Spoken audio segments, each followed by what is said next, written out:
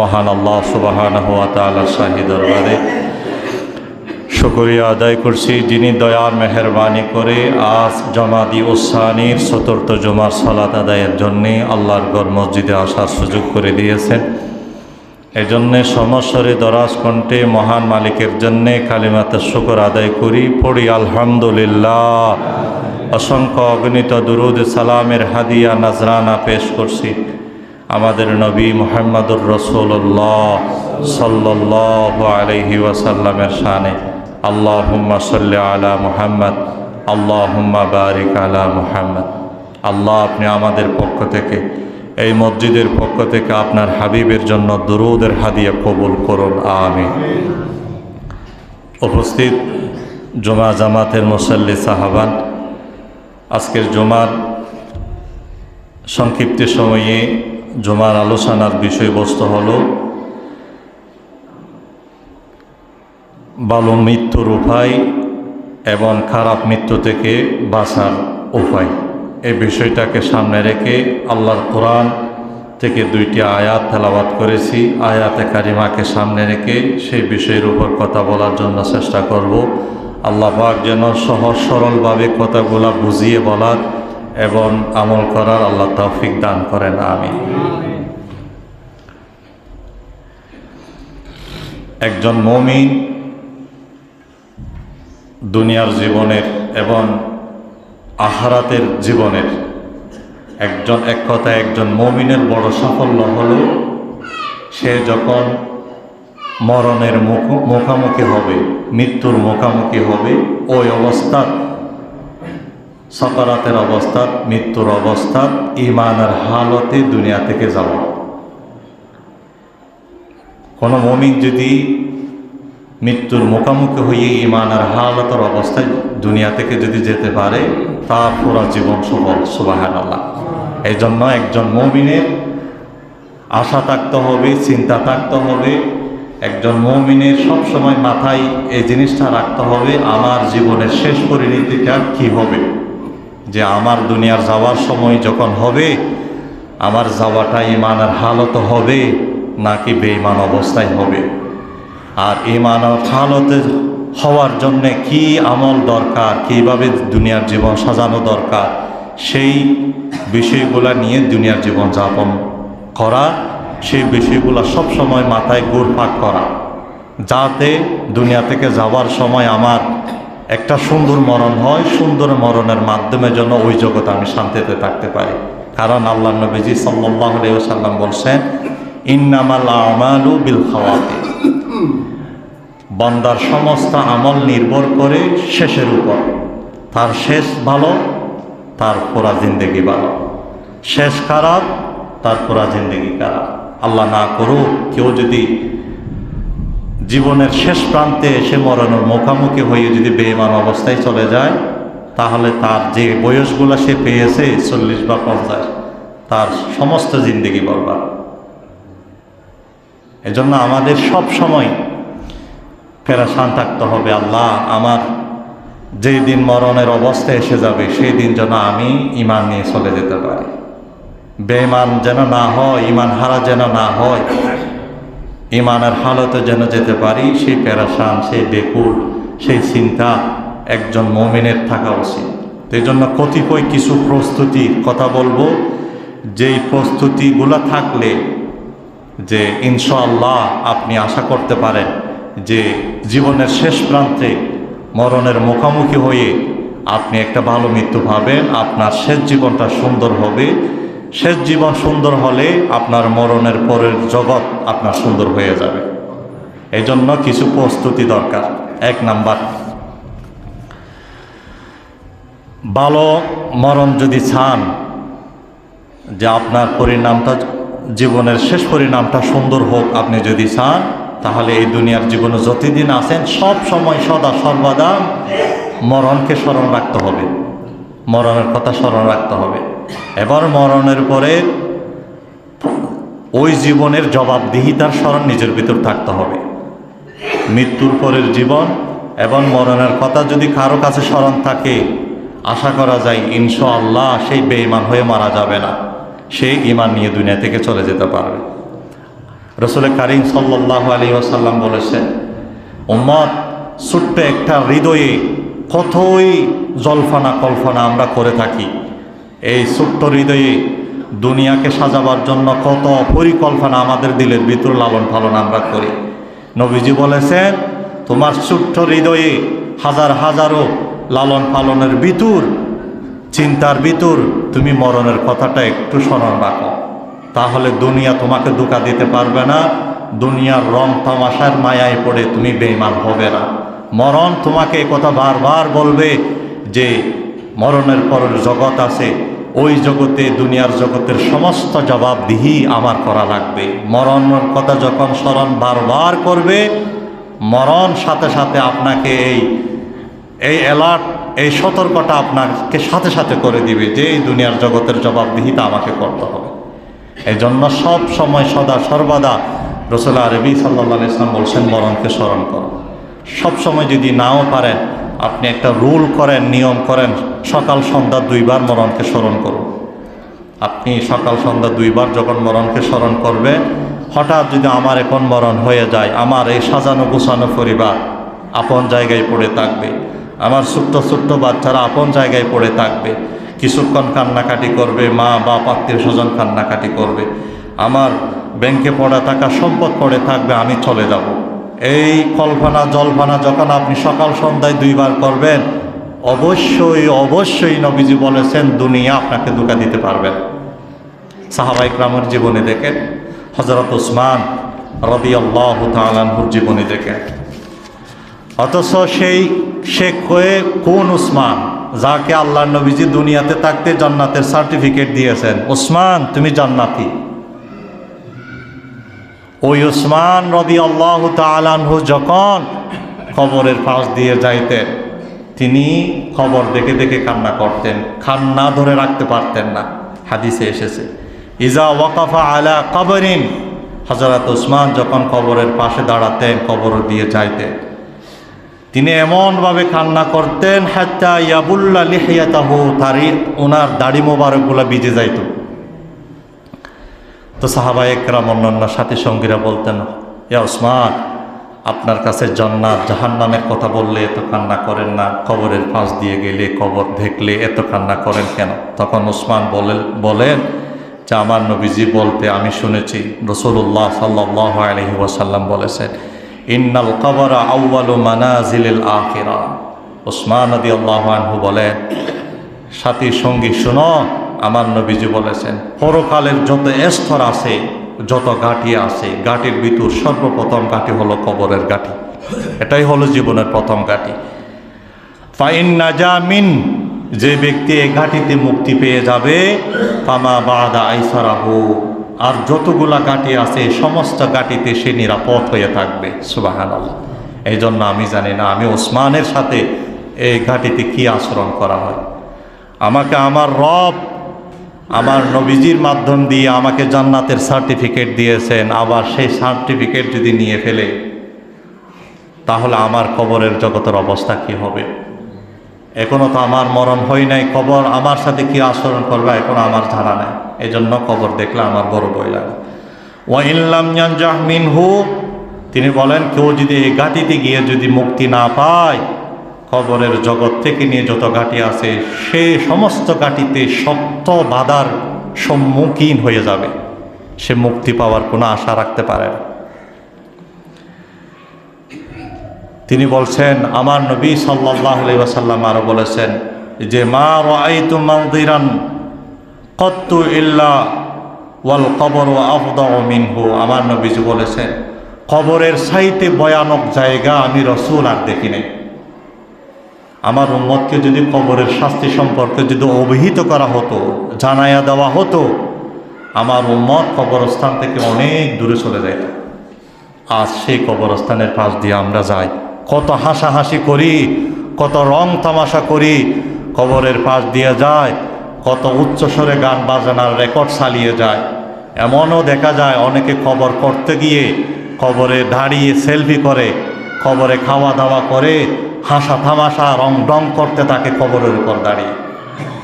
আর আমার নবীজি বলছেন আমার উম্মতকে যদি কবরের আযাব সম্পর্কে জানা হতো, তাহলে আমার সেই উম্মত কবর থেকে অনেক দূরে চলে যেত। এই জন্য অথচ দেখেন উনি কোন সাহাবী, ওনাকে আল্লাহ জান্নাতের সার্টিফিকেট দিয়েছেন, যিনি তার সমস্ত সম্পদ নবীজির জন্য বিলীন করে দিয়েছেন। উনি অনেক গণী ছিলেন, অনেক মালদার ছিলেন, সেই সাহাবী পর্যন্ত কবর দেখে কান্না করতেন। সেই জন্য নবীজি বলেছেন যে আমাদের এই ছোট্ট হৃদয়ে কতই জল্পনা কল্পনা দুনিয়া নিয়ে আমরা আঁকতে থাকি, সাজাতে থাকি, ভবিষ্যৎ জীবন কিভাবে সাজাবো, সন্তানদেরকে কিভাবে মানুষ করব, ঘর কিভাবে সাজাবো।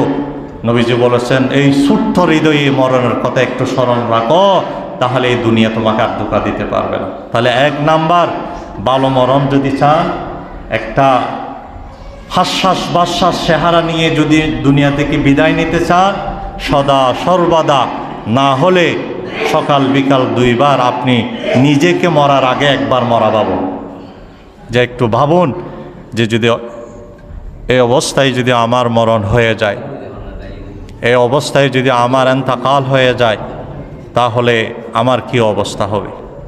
এই জন্য আল্লাহ রসুল সাল্লাল্লাহু আলাইহি ওয়াসাল্লাম বলেছেন, কবরের চাইতে ভয়ানক জায়গা, কবরের চাইতে বিপজ্জনক জায়গা আমি রসুল আর দেখিনি। সালাতুন ইয়া রাসূলুল্লাহ আলাইকুম হাবিবাল্লাহ আলাইকুম সালাতুন ইয়া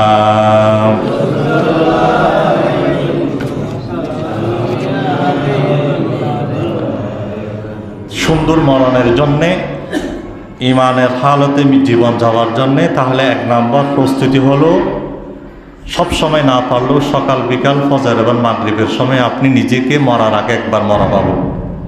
তখন আপনার দুনিয়া, আপনার বিবেক আপনাকে বলে দিবে আমি এখানে কি অস্থায়ী না স্থায়ী। এটা 1 নাম্বার। 2 নাম্বার প্রস্তুতি হলো সুন্দর মরণ যদি চান, 2 নম্বর প্রস্তুতি হলো ঋণ অধিকার পরের হক আদায়ের ব্যাপারে পরিষ্কার থাকা। ঋণ অধিকার এবং হক সম্পর্কে পরিষ্কার থাকা। নবী করিম সাল্লাল্লাহু আলাইহি ওয়াসাল্লামের কাছে যখন কোনো জানাজার লাশ আনা হতো, কোনো মাইয়াত আনা হতো, নবীজি যখন তার জানাজার ইমামতি করাতেন, নবীজি এই কথা বলতেন, আমি এখন যার জানাজার নামাজ পড়াবো তার কাছ থেকে কেউ কি হক পাবে কিনা, ঋণ পাবে কিনা। যদি বলতো পাবো, তখন আল্লাহর নবীজি জানাজা পড়াতেন না যতক্ষণ না তার মিটমাট হয়েছে, যতক্ষণ না তার সমাধান হয়েছে, ততক্ষণ পর্যন্ত নবীজি জানাজা পড়াতেন না। হাদিস শরীফে এসেছে। আমার নবীজির কাছে একবার এক মাইয়াতকে আনা হলো। ওনার অভিভাবকরা এসে বললেন, ইয়া রাসূলুল্লাহ লিউসাল্লি আলাইহা, আমার এই আত্মীয়র জানাজাটা আপনি পড়াবেন। আমার নবী জানাজা পড়ার জন্যে সামনে নিলেন। সামনে নেওয়ার পরে একটা বক্তব্য দিলেন। সেখানে বলা হলো, হাল আলা সাহিবুকুম দাইন, আমার সাথী সাহাবীরা, আমি এখন যার জানাজার নামাজ পড়াবো, কেউ কি আসো তার কাছ থেকে ঋণ পাবা? তখন সকলেই বলে উঠল নাম। সকলেই থেকে অনেকজনে বলল যে নাম, হ্যাঁ ইয়া রাসূলুল্লাহ, তার কাছ থেকে আমরা অনেকেই ঋণ পাব। তখন আল্লাহ নবীজি সাল্লাল্লাহু আলাইহি ওয়াসাল্লাম আবার প্রশ্ন করলেন, হাল তারাকা লাহু মিন ওয়াফা, ওনার রেখে যাওয়া কোনো সম্পদ আছে কিনা ঋণ পরিশোধ করার মতো? তখন ওনার অভিভাবক যারা ছিল ওরা বলতেছেন, আত্মীয় স্বজন যারা ছিল, লা ইয়া রাসূলুল্লাহ, সম্পদ নাই, ঋণ পরিশোধ করার মতো কোনো কিছু নাই। তখন আল্লাহ নবীজি সাল্লাল্লাহু আলাইহি ওয়াসাল্লাম বললেন, সল্লু আলা সাহিবুকুম, তোমরা এই সাথীর নামাজ তোমরাই পড়ো, আমি রসুল পড়ব না। নবীজি জানাজা না পড়ে পিছনে চলে গেলেন। তখন ওই মজলিসে জানাজায় আল্লাহ রসুলের এক সাহাবী আলী ইবনে আবি তালেব রাদিয়াল্লাহু তাআলা আনহু নবীজির জামাতা ছিলেন। হযরত আলী রাদিয়াল্লাহু তাআলা আনহু বললেন, হায় আফসোস, এর উপর যদি আল্লাহ রসুল নারাজ হয়ে যায় তাহলে তো অবশ্যই আল্লাহ নারাজ হয়ে যাবে, আর তাকে কবরে দেওয়া হলে তার শাস্তি দেওয়ার সাথে সাথে শুরু হয়ে যাবে। এখন আমার এক ভাই কবরে গিয়ে আযাব পাবে, শাস্তি পাবে, এটা আমরা কিভাবে বরদাস্ত করব? তখন ওই মজলিস থেকে এক কোণা থেকে হযরত আলী বললেন, ইয়া রাসূলুল্লাহ, যে ওই সাহাবী ভাইয়ের ঋণের ভার আমি আলী বহন করে নিলাম। সুবহানাল্লাহ। ইয়া রাসূলুল্লাহ, তার ঋণের ভার আমি আলী পরিশোধ করব। তখন আল্লাহ নবী ফাতাকাদ্দামা ফাসাল্লা আলাইহি, নবী যা আবার আগে এগিয়ে আসলেন, এরপরে জানাজার নামাজ পড়ালেন। তাহলে দেখেন, ঋণ অধিকার আদায়ের ক্ষেত্রে পরিষ্কার হওয়া, কখন আপনার মরণ হয় আপনার জানা নাই। এজন্য সর্বদা সর্বহালতে আপনার এমন যেন না হয় যা আপনার কাছ থেকে কেউ পাবে, হক পাবে, ঋণ পাবে, এমন যেন না হয়। কারণ আপনি তাকে হকগুলা না দিয়ে হঠাৎ যদি মরে যান, আপনি আপনার সন্তানদের উপর আশা রাখতে পারেন না যে তারা আপনার পক্ষ হয়ে ঋণগুলো পরিশোধ করবে। আর আপনি না দিয়ে সম্পদগুলো আপনি জমা করলেন, সন্তানের জন্য খাওয়ার ব্যবস্থা করে দিলেন, তাহলে কবরে যাওয়ার পর আপনার উপর মাছ শুরু হয়ে যাবে। এই জন্য আল্লাহ রসুল সাল্লাল্লাহু আলাইহি ওয়াসাল্লাম বলেছেন যে মরণের ভিতর শ্রেষ্ঠ মরণ হলো শহীদ মরণ, তাকে আল্লাহ তাআলা মাফ করে দিবেন। কিন্তু শহীদ মরণ হওয়ার পরে যদি পরের হক খেয়ে যায়, তাকেও মাফ করা হবে না। দেখেন, এজন্য আপনি ঋণ সম্পর্কে, পরের হক সম্পর্কে, অধিকার সম্পর্কে আপনাকে সচেতন থাকতে হবে। ফুফুর হোক, ভাইয়ের হক, বোনের হোক, ছেলে মেয়ের হক ইনসাফ ভিত্তিক বন্টন হয়েছে কিনা, সেই ক্ষেত্রে আপনাকে সচেতন থাকতে হবে। আপনি আপনার সন্তানদের উপর ভরসা করে থাকলে এটা আপনার ভুল হবে। আর আপনাকে খেয়ে বলেছে পরের হক না দিয়ে টাকা জমা রেখে ফাতিহার জন্য টাকা জমা করে রাখা, ফাতিহা দেওয়াটা আপনার জন্য ফরজ নয়। আর যদি আপনি হক না দেন, তাহলে এটা আপনার উপর খবরে গিয়ে আপনার শাস্তি শুরু হবে। এই যে নফল জিনিস, আগে আপনি আপনার হক পরিশোধ করুন, তারপরে বাহ্যিক নফলের ব্যবস্থা পরে আসবে। তাহলে একটা মানুষ ঋণ, অধিকার, পরের হক বিষয়ে যখন সতর্ক থাকবে, সচেতন থাকবে, পরিষ্কার থাকবে, সেই ইমানের হালতে দুনিয়া থেকে যাওয়ার সময় মৃত্যুর মুখোমুখি হয়ে সুন্দর একটা মরণ নিয়ে সে দুনিয়া থেকে যাইতে পারবে। আল্লাহ পাক আমাদের সকলকে এই বিষয়ে সচেতন হওয়ার তৌফিক দান করুন। আমি 3 নাম্বার প্রস্তুতি, ভালো মরণ যদি চান, সুন্দর হাস্যাস বাস্যাস চেহারা নিয়ে ভালো একটা যদি মৃত্যু চান, তাহলে প্রয়োজনের অতিরিক্ত লম্বা আশা আকাঙ্ক্ষা কমা ফেলতে হবে। মানুষ আজ যতগুলো অন্যায় করতেছে, হারামে পা দিচ্ছেন, সবটুকু হলো অতিরিক্ত আশার কারণে, প্রয়োজনের অতিরিক্ত লম্বা উচ্চ আকাঙ্ক্ষার কারণে মানুষ অন্যায়ের পথে হাত পা বাড়ায়। বিলাসিতার কারণে, বিলাসিতা দরকার নাই, যতটুকু আপনার পরিবার চলবে এতটুকুই যথেষ্ট। উচ্চ কিছু আশা করতে গিয়ে মানুষ অন্যায়ের পথে হাত পা বাড়ায়। এই জন্য এটা কমাতে হবে। আর আমার নবীজি সাল্লাল্লাহু আলাইহি ওয়াসাল্লাম বলেছেন, আমার উম্মতরা তোমরা দুনিয়াতে 2 অবস্থার কোনে এক অবস্থা অবলম্বন করো। কুন ফিদ দুনিয়া কাআন্নাকা গরীব আও আবিরু সাবিল।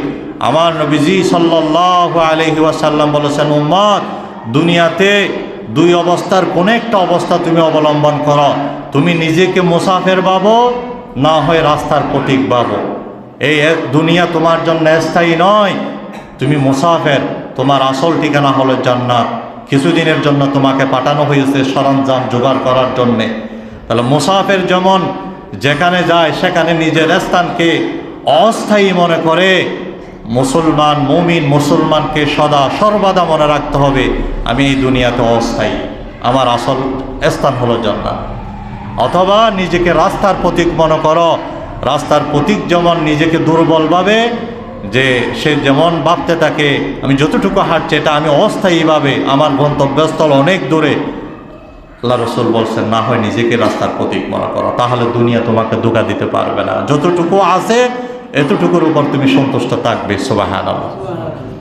এই জন্য উচ্চ অতিরিক্ত লম্বা আশা আকাঙ্ক্ষা কমা ফেলতে হবে। লম্বা আশার কারণে ওনার 10 লক্ষ টাকা আছে, উনি আরও চাচ্ছে আরও 10 লক্ষ টাকা জমাতে। ওনার একটা বাড়ি আছে, আরেকটা বাড়ির দরকার। নবীজি সাল্লাল্লাহু আলাইহি ওয়াসাল্লাম বলেছেন, বনি আদমের পেট কোনো কিছুতেই ভরাতে পারবে না, বনি আদমের পেট ভরাতে পারবে খবরের মাটি। খবরের মাটি ফেলেই তার পেট ভরবে। যার একটা বিল্ডিং আছে সে সবসময় চায় আরেকটা ভবন কিভাবে সে করবে। যার 10 লক্ষ টাকা আছে খাওয়া দাওয়ার পরে জমা আছে, সে চায় আরও কীভাবে 10 লক্ষ টাকা জমা করা যায়। সদা সর্বদা লম্বা আশা করতেই থাকে। বনি আদমের খাসলত হলো এটা। বনি আদমের খাসলত, এই আশা আকাঙ্ক্ষা একমাত্র একটা জিনিস বড়াই দিতে পারে, সেটা হলো কবরের মাটি। কবর মরণ যখন হয়ে যাবে, সব আশা আকাঙ্ক্ষা এক নিমিষেই ধ্বংস হয়ে যাবে। এই জন্য লম্বা আশা, লম্বা আকাঙ্ক্ষা পরিহার যখন করবেন, অল্প আল্লাহ আপনাকে যা দিছে হালাল পন্থায় শরিয়া ভিত্তিক, এগুলোর উপর যখন সন্তুষ্ট থাকবেন, হাসতে হাসতে আল্লাহ পাকের পক্ষ থেকে আপনার একটা মরণ হবে। সেই মরণ জান্নাতি মরণ। সুবহানাল্লাহ। এটা হলো 3 নাম্বার প্রস্তুতি। 4 নাম্বার প্রস্তুতি হলো কবর জিয়ারত এবং মৃত ব্যক্তির গোসল জানাজায় অংশগ্রহণ করা। যেখানে মানুষ মারা যায় তার জানাজায় অংশগ্রহণ, কাফন দাফনে অংশগ্রহণ করা। ওই রকম কোনো প্রতিবেশী যদি মারা যায়, আপনি সেখানে অংশগ্রহণ করবেন, তার জিয়ারত করবেন। আর আমার নবীজি সাল্লাল্লাহু আলাইহি ওয়াসাল্লাম বলছেন, আমার উম্মত যখন কবরস্থানে গিয়ে কবর জিয়ারত করে এবং দিলটাকে নরম করে, তাহলে দুনিয়ার আকাঙ্ক্ষা, দুনিয়ার আগ্রহটা তার ভিতর কমে আসবে, ইবাদতের প্রতি আগ্রহ বাড়বে।